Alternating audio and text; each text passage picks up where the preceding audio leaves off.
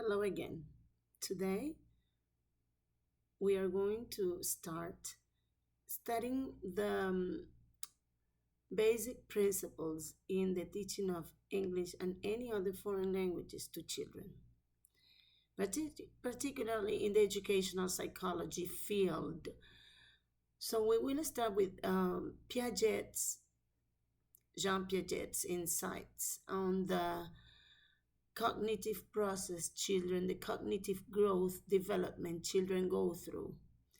His views about how do children learn anything is related to the concept of maturity.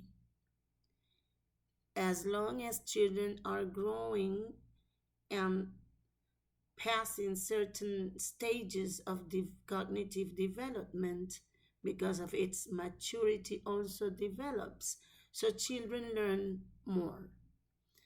He sees the child as an active learner. He moves.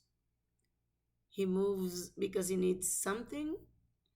He learns by doing. So, this concept has been taken from the psychology, educational psychology, to the teaching practice.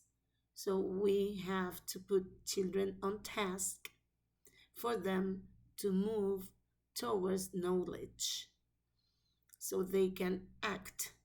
So, they learn by action, by doing, by looking, but particularly by the action they take in order to get knowledge of something.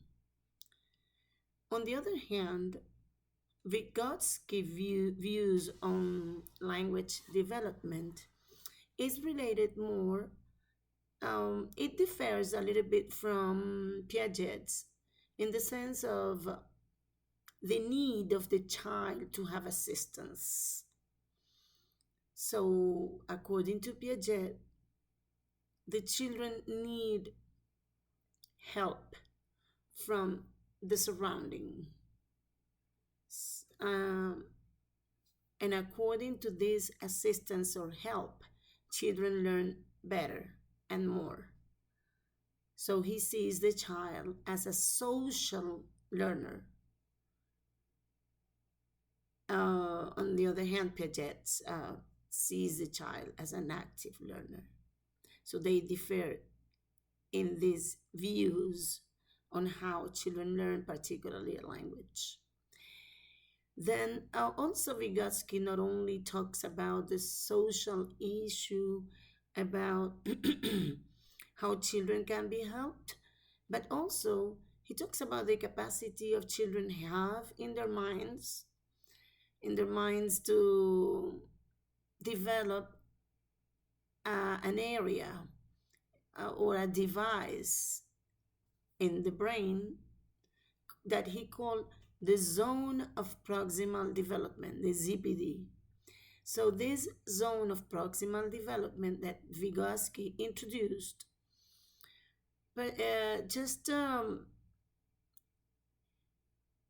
it's referred to as a storage room. It's like a storage room in your brain that you keep words and expressions that can be used in a different context, of course, helped by the social surrounding of children. Another psychologist who contributed a lot to how children learn, it's Brunner. Brunner's contribution on these principles on the teaching of anything to children. In our case, our interest is focused on language learning.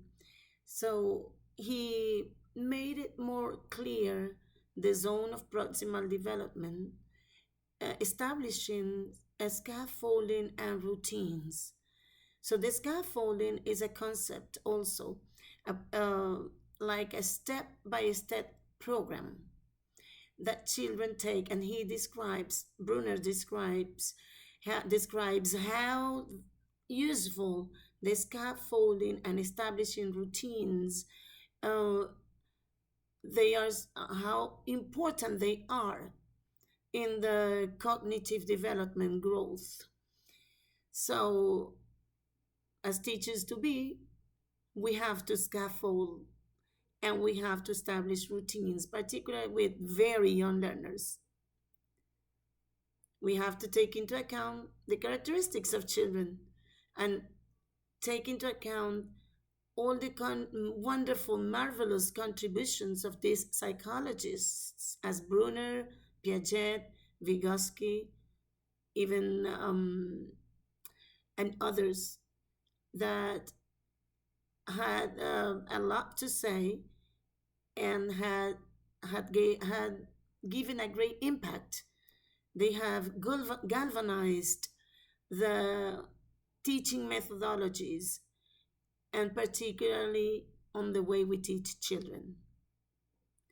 So I invite you to read Unit 1 and try to answer the questions there.